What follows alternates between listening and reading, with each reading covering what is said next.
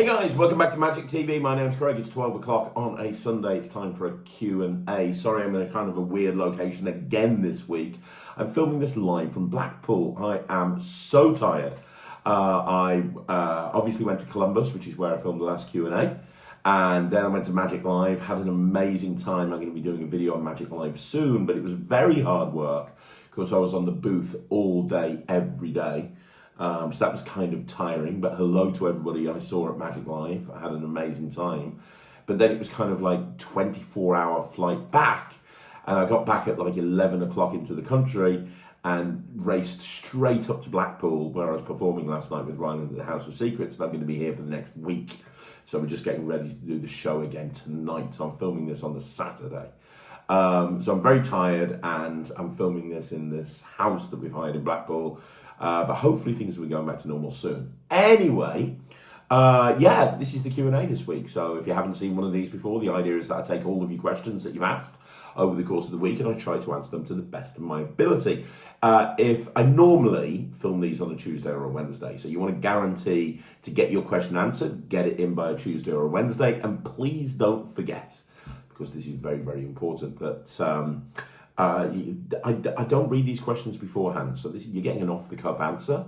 And if I think something warrants a longer video, I will do that in due course. Anyway, once again, I'm going to get straight into this. I've got to get ready for this show this evening. So I'm going to get straight into it with this week's Q&A. Okay, so the first question is from the Kitchen Magician, who says, Hagglers, how often do you get haggled for prices by clients? I've been offered exposure and gift cards as payments many times. As much as I think exposure is great, we all have bills to pay. I can't eat exposure. I have a family to provide for. Lately, I feel discouraged and frustrated. How do you deal with hagglers? I don't have a problem negotiating prices, but to be offered exposure or gift cards is insulting.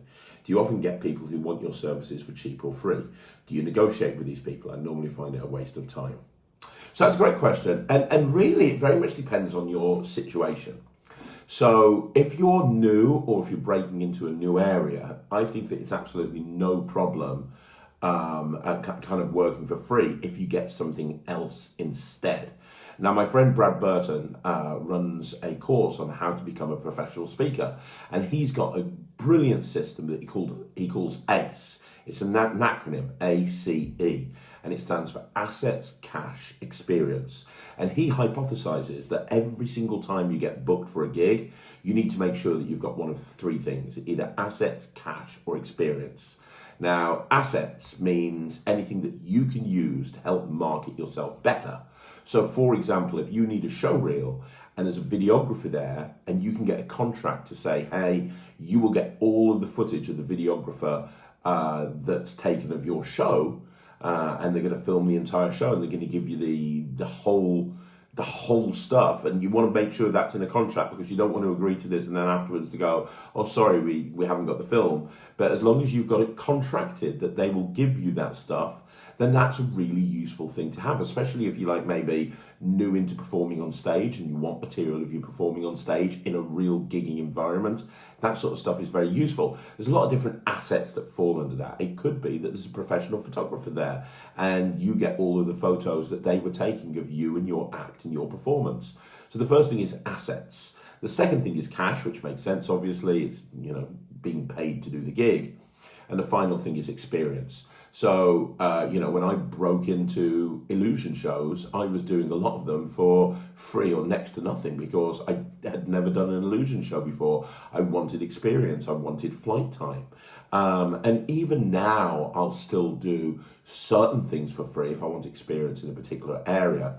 But you kind of have to look at each gig as it comes in and say, well, are you going to get any assets, cash, or experience out of it? Do you need any more assets? Do you need any more experience? Or is it just a cash thing that you're after? So that's the first thing I'd say to you. The second thing I'd say is you have to just learn to just bin it. So, for example, I had somebody contact me very, very recently, an old friend from many, many years ago, and they said, hey, we need somebody to do close-up magic. And it was literally on my doorstep. And I gave them the quote, and they said, oh, we've had somebody quote, I can't remember what it was, like ridiculously cheap. like 100 quid for 3 hours of close-up magic. They were like, oh, can you match that? And I was like, no, sorry, I can't match that. That's not something I can do. I hope it goes well. I hope you find that the entertainer that you've booked works out well for you. Now, sometimes they'll come back to you and book you instead, but sometimes they won't. But you just have to accept that when you're getting bookings, right, it's all based on the amount of inquiries that you get. Think about it like a kind of a funnel, and you want to fill that funnel with as many leads as possible, because as those leads go down, they'll drop off for a variety of different reasons. You're too expensive, they've booked somebody else, you're not the type of act that you're looking for, whatever it may be, they're going to drop off for a variety of different reasons. Whatever comes out the bottom, those are the gigs that you've actually booked. And, you know, so somebody doesn't want to book you, they want you to do it for free. If you don't want to do it for free, just say no and move on, and focus on filling that date by focusing on generating more leads. Because to be honest with you, that's the solution to many problems. A lot of problems that people have when it comes to their business, the solution is more inquiries and more leads. If you've got inquiries and leads, you're going to get lots of bookings. If you get lots of bookings, you're going to have a big turnover. If you have a big turnover, you're going to have more profit, and then that fixes everything. So, but it all comes down to leads and inquiries. Think about your lead generation. Then when an inquiry comes in and they want to haggle with you, you don't have to feel frustrated. You don't have to feel disappointed.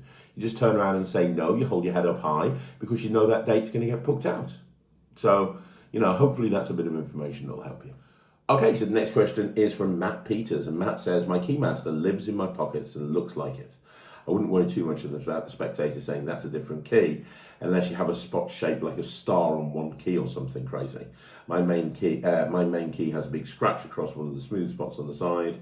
I was worried that people would notice. Nobody has ever noticed. Yeah, you're right, Matt. Nobody ever notices at all. The routine's structured in that way, so please don't worry about it. But like I said on last week's Q&A, if you get some brasso and just rub it up, it'll be as good as new. Okay, so the next question is from Andy Put Magic, who says, I see a lot of magicians just like you that use American coins. There's a lot of coin values, but what I don't understand is the dollar. There's an Eisenhower dollar, Walking Liberty, Morgan, and I don't know the difference. Are they different in handlings and measurements, or are they the same coin with other symbols on it? Which one do you prefer? Okay, so great question. Walking Liberty is not a dollar, it's a half dollar. The $2 that most people use, well, there's a few more, but the three that most people use are the Peace dollar, the Morgan dollar, and the Eisenhower dollar. Now, the Eisenhower dollar is worth $1. It's the most common coin. Although Americans don't really use dollars in their day-to-day change, the Eisenhower dollar is just that. Morgan dollars and Peace dollars can be worth a heck of a lot more because they're made of a higher silver content. Eisenhower dollars, that's not the case. Now, Eisenhower dollar, the reason why you might want to use a dollar-sized coin is visibility. More people will see it from a distance. So when you're performing magic, and you want people to see it maybe in a banquet situation, having Eisenhower dollars or having dollar-sized coins will mean it can be seen from a bigger distance. Now, Eisenhower dollars are the cheapest of all of the coins. They're absolutely fine. The only thing is, if you're doing palming where you're palming multiple coins, sometimes an Eisenhower dollar will be a little bit noisier than a silver dollar. The silver content in a dollar coin, in like a Morgan or a Peace dollar, will sort of lessen the noise of two coins sliding together or something like that. Having said that, the apparition set and the mirage set are made up of Eisenhower dollars. There's nothing wrong with an Eisenhower dollar. If you're wanting to get into coin magic and you're wanting to keep it cheap, use Eisenhower dollars. Morgan dollars are used by most coin magicians. Morgan dollars are beautiful coins, they really are. And you've got worn Morgan dollars or kind of newish looking Morgan dollars. The worn ones are perfect if you're wanting to, like I say, lessen the sound of two coins clinking against each other where you're palming both of them, because they've got that worn feel to them. Both of them really great though, and the silver content really kind of just makes them look a little bit better. Most coin magicians that really take their coin magic seriously, they'll use a Morgan dollar or a Peace dollar. Again, Peace dollars are beautiful coins, they really are. and you know, they're different to a Morgan dollar, but again, the silver content makes them very kind of, they catch the light beautifully because of the silver in the coin. So yeah, I mean, in answer to your question, the walking liberties are $half, because again, with $half you've got pure silver coins like walking liberties and 1964 Kennedys, and it's a whole thing. But for now, just understand that if you're new into coin magic and you're wanting to use a dollar-sized coin, initially I'd keep it on the cheap and I'd just use an Eisenhower dollar. Okay, so the next question is again from Andy Putt, who says, size of coins. I see most magicians use dollars or $half. I don't have the biggest hands for an adult. What do you prefer and what do you recommend? It's totally up to you. Like, Ryland pretty much uses exclusively $half, although there are a couple of routines where he uses a dollar-sized coin. But his hands are very, very small, so he tends to use a $half sized coin. Me, my hands are very big. So unless I've got a particular routine that I want to use a $half for, generally as a rule, I'm going to use a dollar-sized coin. Because I prefer the dollar-sized coins with my big hands, and it means that I can have them, again, like I said in the previous question, it means that people can see them from a distance. So if I'm performing a banquet situation or a small parlor show and I'm producing a coin out of the air, producing a dollar-sized coin is going to be more visible. There are situations where I do use $half though, especially with the keto box work. I tend to use $half with the keto boxes and things like Roth's portable hole and so on and so forth. But if you've got small hands, it's much easier to use a $half than a dollar. But it just depends. There's no reason why you couldn't get along with a dollar. Look at some of Ryland's videos on Instagram. He uses dollar coins quite frequently and doesn't have a problem with it. Your hands will adapt to the size of the coin that you're using. Okay, so the next question is again from same guy from Andy Putt, who says, I have a CCS and an N8 set of NTG coins.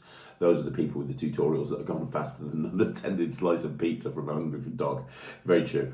I heard you speak about Teflon in shells to minimize sound. Do you use a piece of Teflon or Teflon spray? Can you tell me how to apply it so I don't overkill it on the shell? Yeah, just get yourself some Teflon tape. You can get it from most places. A lot of magic dealers will sell Teflon tape as well. And what you want to do is you want to cut it out to the size of the shell and just pop it inside. And that's it, really. Take your time over it. You can get pre-cut Teflon tape from places like Roy Cooper's that you might want to use.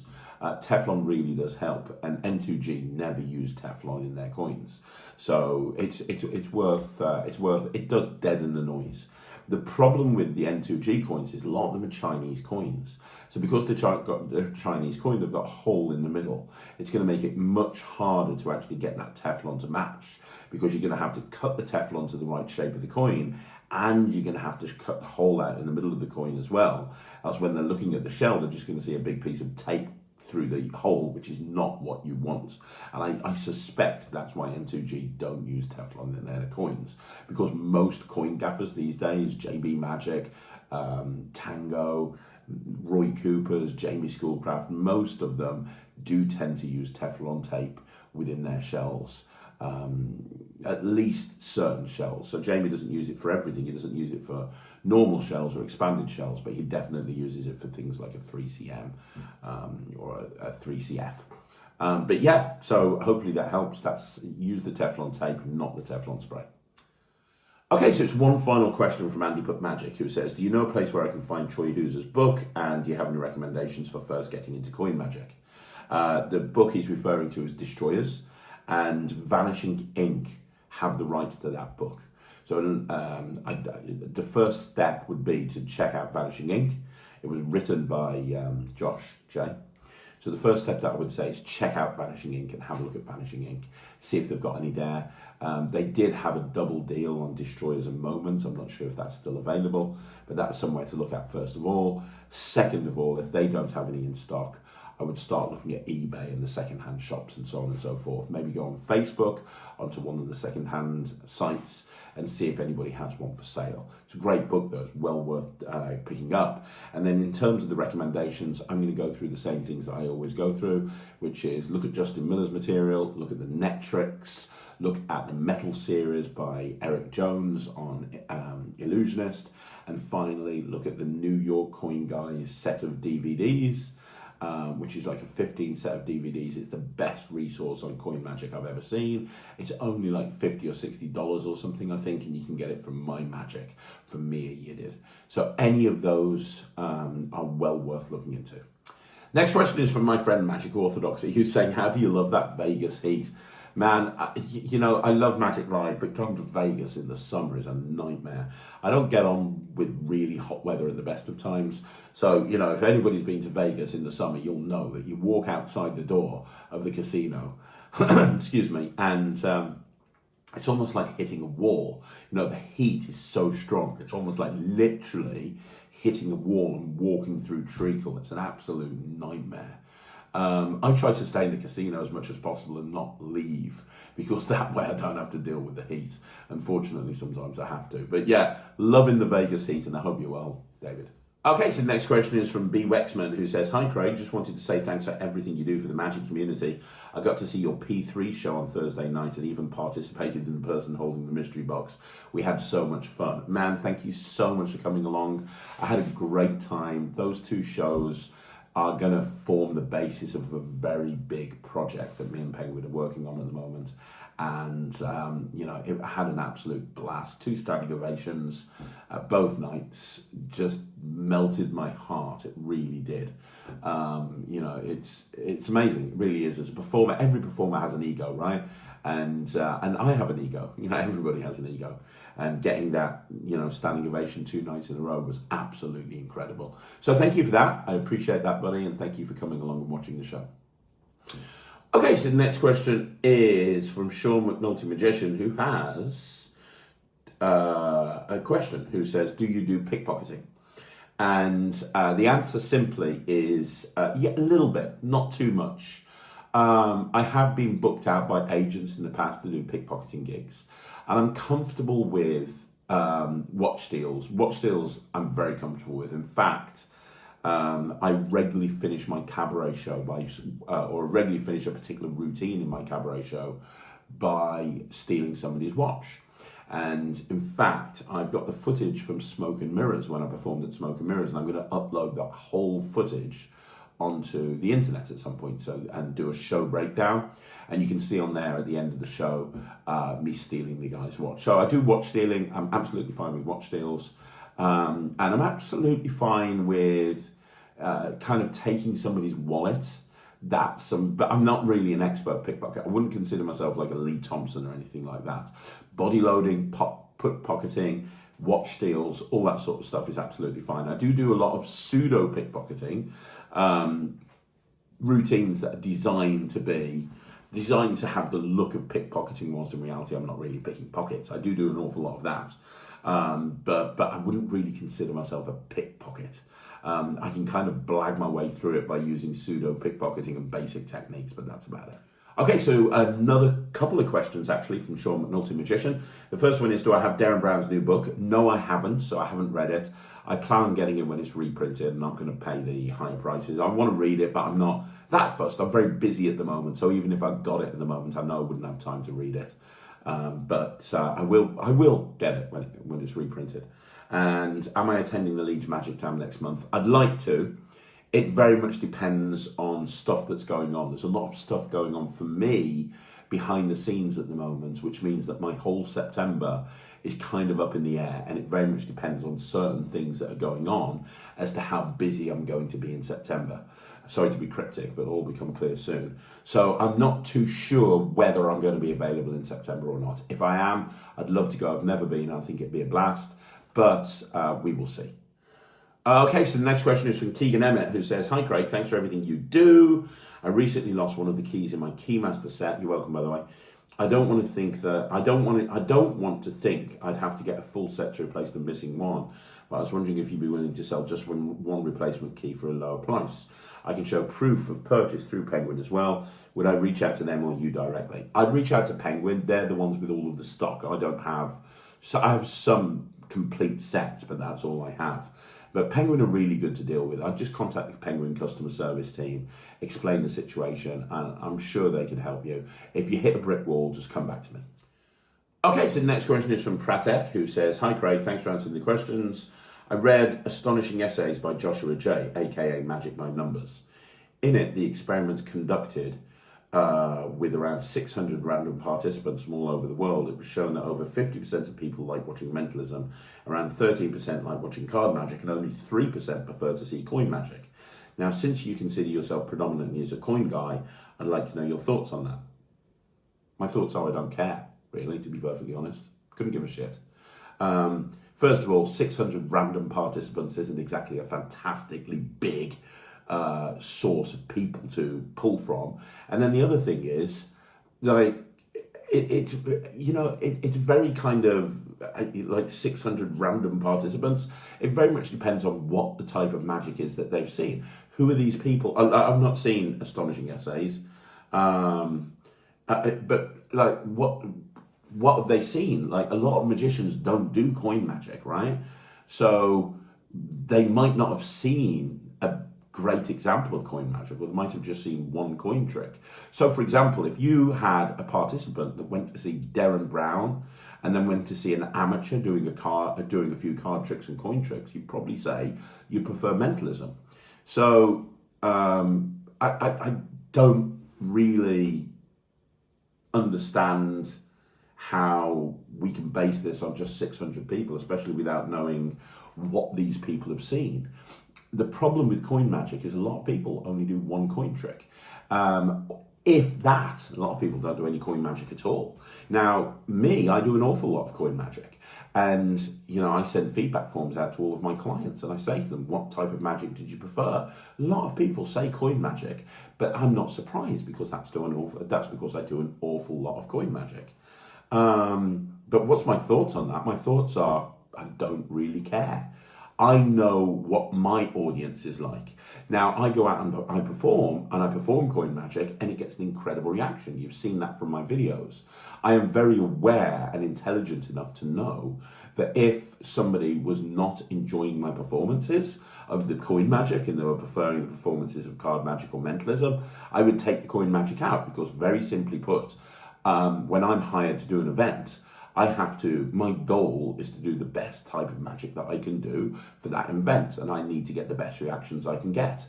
Now, for me, a lot of the time, that's coin magic. But if that changed suddenly and everybody was going, when I performed coin magic and losing their mind when I was doing Mentalism, I'd change things around, but that's simply not the case. I can't see how you can do a survey and only do it to 600 random participants without knowing what the experience of magic is that they've seen beforehand. In order for this to be a experiment that would 100% be completely realistic, you'd have to watch the best coin magician in the world, the best mentalist in the world, and the best card magician in the world, and then base the statistics off that. But I very much doubt that's been the case. I've seen people in the past, and I've gone to events and I've done a coin trick and I've gone, oh my gosh, that's amazing. That's the best magic I've ever seen. I'm so glad it's not a boring card trick or something like that. I've had that many, many, many times.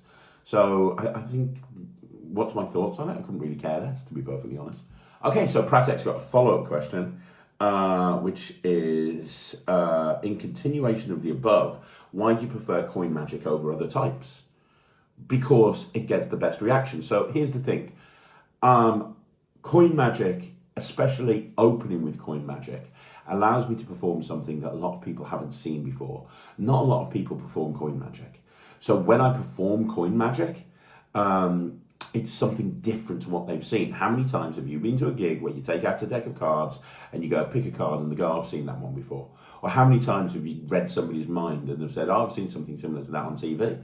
Coin magic allows me to do something very different, that's very unusual. If I go to a multi-man job where there's like 7 or 8 magicians, unless I'm with somebody like Nemid Phoenix, I know there's a very good chance that nobody else there is going to see any coin magic, but everybody else is going to see card magic, and they're probably going to see mentalism. So first of all, it gives me a competitive advantage over anyone else that I'm performing for. It allows me to perform something that's very quick and very direct.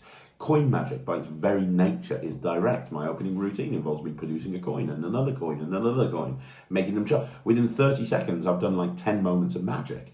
With a card routine, unless you're producing the deck of cards, you've got to take the cards out of the case, you've got to show their normal, you've got to get them shuffled, and then you've got to go into something. It's probably 30 seconds before anything happens, and that's best case scenario. And also, coin magic appeals to absolutely everybody. It's visual enough to really kind of work very, very well in an environment where it's really noisy, but also, happens in the hands of the spectators an awful lot. Yeah, I mean, that's why I prefer coin magic. Having said that, although I do consider myself a coin guy, I also perform every other type of magic as well. So it's not like I'm stuck just performing coin magic. It's an eclectic mix, it really is. Okay, so the next question from Pratek is, what's supplied with your Gatekeeper routine? 2 keys or only 1 key with a long hole? 2 keys. You get the regular key and you get the gimmick key. Okay, so the next question is from Tammy Makes Things, who says, hi Craig, I'm getting back into magic after a long absence from the community. I'm a transgender woman and an amateur magician with no current ambitions around making money from my magic. I just want to learn and perform for my family and friends and occasionally on Twitch to have fun and be a part of the community. I feel like there's so much gatekeeping and sexism in magic that I'm constantly swimming upstream and it's exhausting. Is there a place for people like me in magic? Look, I've talked about this before. There is a certain amount of elitism in magic. There really is. But what I would do is I would just continue to look for places where you feel welcome. Now that might be the Magic Cafe, that might be a Facebook group, that might be a magic group, I don't know, it might be anywhere. But look for places that you feel welcome. I don't know what else to tell you. I mean, there is elitism in magic. There really is. I've been to conventions and seen it happen. I'm doing a video on it at some point in the near future, so I know it happens. And I'm very sorry if you feel that you're exhausted from all of this and you feel like you're swimming upstream. I totally get it. I really do, 100%. There's not really one place that you can go to. Just look for somewhere where you feel comfortable. Look for people that you feel you gel with. That's probably the best piece of advice that I can give you. The other thing is contact Steve Della, because I'm pretty sure I remember Steve telling me years ago that there was a special magic club that he was a part of for LBGQ plus, it was for a very specific part of the demographic, and I can't remember the name of it. I really can't, but I'm pretty sure there were quite a few members, and it was worldwide. And he told me about it, but I don't know anything about it. I can't really help because obviously I'm not a member. But Steve Della might be able to help you. He's an amazing guy, really nice guy. If you reach out to Steve, he might be able to help you. He is on Facebook and he's very active. So that's probably the best piece of advice I can give you, other than try your best to have fun and enjoy the ride, because, magic's meant to be fun, so try and enjoy it. Okay, so the next question is from Sour Citrus Fruit, who says, hey Craig, I want to get more into coin magic and I've been reading through Bobo's Modern Coin Magic. Do you have 1 or 2 favourite coins routines from that book, and what are they? I've got a couple of favourite vanishes. I haven't read it in many, many years. Gadabout Coins was a big favourite of mine. And there's a particular vanish where you hold the coin like this and you kind of rotate your hand and it just, it's amazing. And I was doing that vanish at a whole bunch of Magic Live and nobody had ever seen it before. And I'm like, guys, it's in Bobo's Modern Coin Magic. But I should actually go back and read that book. It's been a long time since I've read it. And question 2, what's your opinion on sleeving? I think sleeving's amazing. I've seen some of the best in the world. Eric Stevens, when he does his colour sticks routine and he sleeves, it looks like real magic. Same with people like Tom Crosby and anybody who does sleeving really, really well. Justin Justin Miller's Silver Dream is, in my opinion, one of the best coin routines of all time because of how clean it looks. I don't personally sleeve ever because I roll my sleeves up. Because I do a lot of reveals with my arms, with the tattoos, and it's kind of part of my style, so I never have my sleeves rolled down. So I'm never in a situation to sleeve, so it's not something I've practiced. I practiced it back in the day, got quite good at it, but it probably would be terrible at it now because it's not something that I actually do. Okay, so the next question is from Bins Brian, who says, "Hi Craig, I enjoy your Q&A videos, thank you. Were you aware that one YouTuber exposed Ryland's magic act on BGT? I was wondering what your thoughts were about that." You know what, it's annoying, but there's nothing I can do about it. Exposure videos are out there, they're always going to be there. You know, it just happens, you know, people expose magic. And it's annoying that people feel the need to expose acts that go on America's Got Talent and Britain's Got Talent, but I think you have to be aware of that. I think that going into something like this, you have to be aware that there's a very good chance that this sort of thing is going to get exposed. It really is. You know, you just see it happening. And I think you have to kind of be aware of that going into it, that somebody is going to try and break things down. Now you can negate it as much as possible, and you can try and think through techniques that will not be able to be exposed. But unfortunately, there's always somebody, and it's normally an amateur magician that's looking for attention. You know, they're sad, they're pathetic, but there's nothing they can do about it. So, you know, this is the new Craig. I'm namaste. You know, I really am. But yeah, it's annoying. It's really annoying. I'm doing a video on this as well at some point, actually. But we kind of knew that something like that would happen going into BGT. Okay, so the next question is from Stephen Devon Rue, who says, do you have hey, great channel, thank you very much. Do you have any advice to buy tricks in South Africa? The post office is useless and takes 6 months to arrive or it'll get stolen. The courier costs a fortune and costs double or triple what the product is, and I can't afford to buy tricks. Is there another way to order? Unfortunately, I've never been to South Africa. I don't know South Africa, other than the suggestion of getting downloads and focusing on downloads, because then you don't have to worry about the physical product being sent. I don't know of any other way. I really don't. I can't help you because I didn't realize there was an issue. So I haven't got a solution to an issue that I didn't know existed. You know, this is one of those rare situations on the Q&A that I honestly can't give you any advice without knowing the South African postal system. My advice is to just focus on downloads. There's so many downloads out these days. You can learn so much from downloads. Maybe focus on that.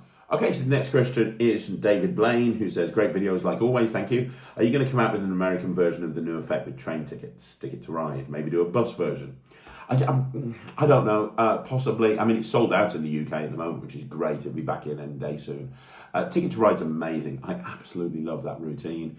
It's down to Alakazam ultimately and their decision.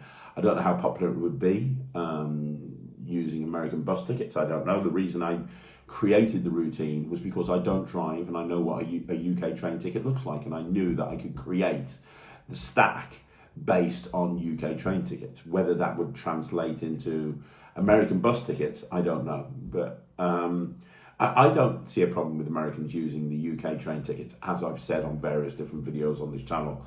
But it's ultimately Alakazam's decision. So I'd contact Alakazam and speak to them. They might be able to help you more. Okay, so the next question is from Made Message, who says, "I have a small set of cups and balls that can fit my normal size cups. I'd like to use the smaller ones as the final load, but I can't think of a good way without making a bunch of noise. Any ideas greatly appreciated." You want to check out David Regal's Cups and Balls. He published it in one of his books, and it was in one of his L&L DVD sets as well. He starts off by bringing out 3 small plastic cups and balls. It is David Regal, isn't it? I'm sure it is. I've also got Bill Malone in my head, but I'm pretty sure it's David Regal. He brings out 3 small plastic cups and ball sets, and he talks about this was one of the very first tricks that he got in Magic. Does the cups and balls, puts them away, brings out his full-size set of cups and balls, and at the end, he produces the 3 smaller sets, and under each one is a ball. And he came up with an incredible way of doing that. So, that's the way that I would use, because his method is ingenious. Go check out David Regal's Cups and Balls. It's probably the best cups and balls routine you'll see as well. Next question is from Capital Ideas, who says, can you please make a video on how much to charge for events, a complete guide to different events and how to price them if you're a working professional? Thanks, Craig, you're the best. I've actually got a video like that inside the Netrix, where I talk about pricing and I talk about how to set pricing and I talk about competitor analysis and all that sort of stuff. That's actually within the Netrix. It's not a video that would do very well on Magic TV. Every time I talk marketing, nobody's interested. So I tend to put all of those into the silver level of the Netrix. So if you're really interested, there is a silver level of the Netrix, and in there's a lot of marketing advice, and there is a video specifically on charging prices and fees. Okay, so the next question is from Matthew Winnell, who says, hi Craig, do you have any recommendations for a non-expensive but very good stage confabulation? Thank you. It's not necessarily a confabulation, but it kind of is. I think it works as a confabulation. It's not your traditional confabulation, but I would say No Brainer by Bill Abbott is very good. The method is absolutely ingenious. So I'd say No Brainer by Bill Abbott is one of the best things that you can do. You can get it from Bill Abbott's Magic Shop. The other thing that I would say is a little while ago, and I can't remember the name of it, maybe somebody can comment down below, Danny Weiser put out a confabulation all based around a luggage tag that's on a bag, and you talk about a destination that you're going to and a whole bunch of stuff, and then it's all printed on the luggage tag. That was really good as well. I can't remember the name of it. If you go on somewhere like Vanishing Ink or Penguin Magic or somewhere like that and you type in the name Danny Weiser, you'll see it. It was a yellow luggage tag, but that's actually a really good confabulation as well and works on stage brilliantly. Okay, so the next question is from Jonah Berg, who says, what's your favourite penguin lines without the table lectures? Well, I'm doing a video on these actually. I'm doing a video very soon on my favourites of both. But I'll tell you right now that probably the best penguin live of all time is G. I do so many routines off that penguin live, it's ridiculous. And the best at the table lecture, in my opinion, is Matt Baker. So, or Justin Miller or Matt Baker. Justin Miller's where he talked about the tic tac is brilliant. So Justin Miller or Matt Baker on the at the tables, but on the penguin live, I'd say G. So the next question again is from Jonah Berg, who says, what do you think of Phil Smith's book, Mythology Codex? I think it's brilliant. I'm actually doing a review show special on it at some point, because even though it's an older book, it's brilliant. Ryland's currently reading it. He's going to do the review show special with me. I think Phil Smith is one of the best mentalists in the world. I love him to bits, and he's a very good friend. So yeah, it's incredible. If people haven't got it, they should absolutely get the Mythology Codex by Phil Smith. One final question from Jonah Berg, who says, please can you do more mentalism routines for the Netrix? Yes, I'm actually speaking to an incredible mentalist who will be joining the Netrix soon as a contributor and will be uploading a bunch of routines from him. I'm not going to say who until that is all sorted, but yes, more mentalism is coming to the Netrix very, very soon. Okay, so the next question is from Jay Lebowitz, who says, thanks for the great Q&A. I got a promotional email from Alakazam for Colin Klaus's A Study in 3-Fly.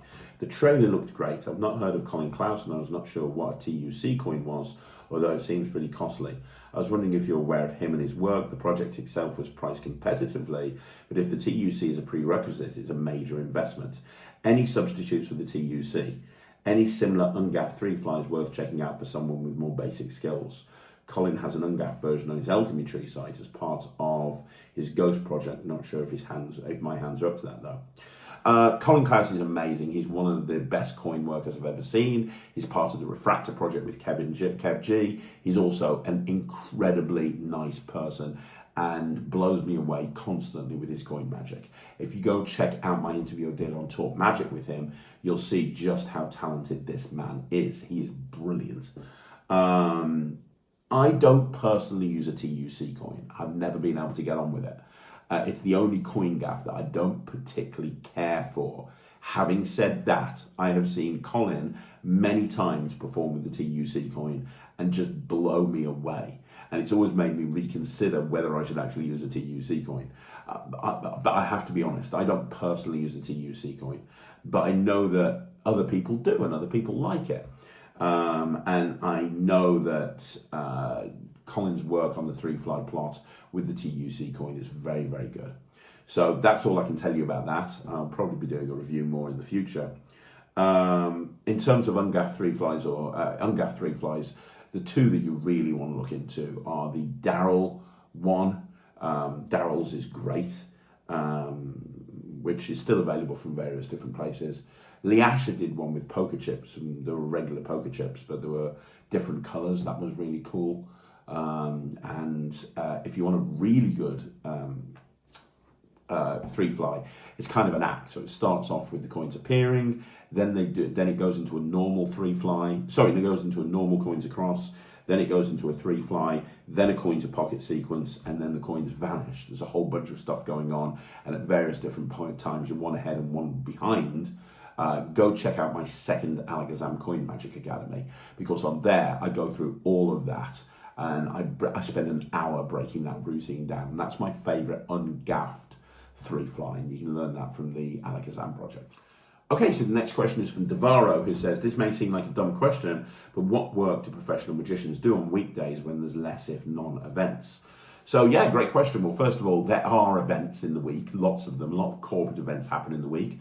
A lot of weddings happen in the week. A lot of kids' parties are now being run after school. A lot of parents do that. Plus restaurant residencies. I've always been really busy as a performer working in the week. In fact, you know, back in the day when I first became a full-time magician, I was working restaurant residencies every evening from 6 till 9, every single evening.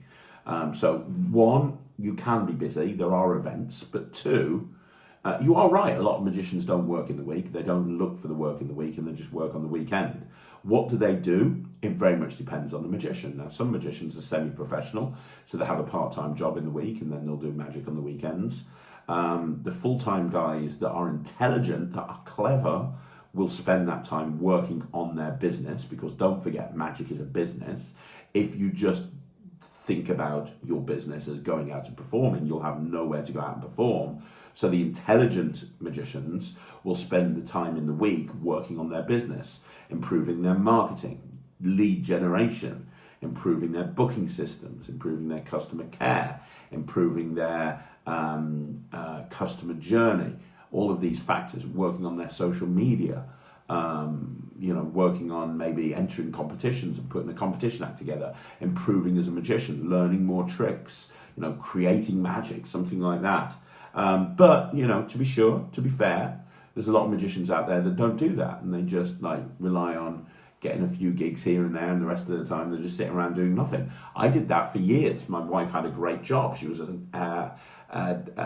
worked in a school in a very high position, so she was very well paid, and I basically just lived on her wage and did dick all, to be perfectly honest. And that changed about 11 years ago, but for the longest time, I didn't really do anything, and it can happen. It's very easy for magicians to get lazy, but the ones that are really successful are probably working on their business when they're not performing. Okay, so one final question, which is from Adrian Suter, who says, "Hi Craig, who are your favourite female magicians, and could you interview one or the other on Talk Magic?" I have started interviewing a lot more. We've had female magicians on Talk Magic. Laura London is a perfect example. So is, but there's loads of them. I don't want to go. I could list probably about 10, maybe. I think that I've interviewed. Faye Presto, Nicola Arcane was one of my favourites. But I am planning on interviewing more female magicians. There's quite a few. I want to interview Gally. Gally works at Penguin Magic, and she's a great magician. She's from Australia. She lives in Columbus now, and she works behind the scenes. A lot of the projects that you see filmed are filmed by Gally and Dalton Wayne. Gally is amazing. I've worked with her many times, and I'd love to interview Gally. Also, talking about Penguin Magic, Mandy Roth at Penguin Magic, I'd love to interview her. She's one of the most powerful people in magic, and nobody's aware of her. But Mandy is amazing, and I've got to know her very well over the last couple of years. Consider her a friend, and I'd love more people to know her story, from setting up Penguin with Sean Dunn to setting up Paper Crane with Sean Dunn to moving over to Penguin. Oh my gosh, it's a very inspirational story. Talking about Penguin, somebody who's released a couple of tricks with Penguin, Amanda Nepo, she'd be a fantastic person to interview. Look, there's lots of people who I want to interview that are fit. Catherine Rhodes, I'd love to interview Catherine Rhodes. You know, she's currently standing for president of the Magic Circle. She's great. There's so many female magicians. It's just about finding the time and having my schedule mesh with their schedule. But for sure, there will be more females getting interviewed on Magic TV coming up soon. So there you go, guys. That's another Q&A in the bag. Thank you once again for joining me here on Magic TV. Now, do me a favor. Like the video, subscribe to the channel, leave a comment down below. Remember that we've got a review show special going up this evening at 9 o'clock, so make sure you check that out. Once again, thank you so much for checking out Magic TV, watching the videos, watching the content. I really appreciate it. If it wasn't for people like you watching the videos, it wouldn't happen. So thank you. And don't forget to check out the Netrix. You know, the Discord is popping. We have a Q&A, not a Q&A, we've had a Q&A last week from Justin. Tonight, we have the masterclass with Justin Miller, and this is going to be incredible. I'm so looking forward to it. I know what Justin's got planned, and this is probably going to be the best masterclass we've ever had. So make sure you watch out for that. I will see you again soon. Thank you so much for watching. My name's Craig from Magic TV.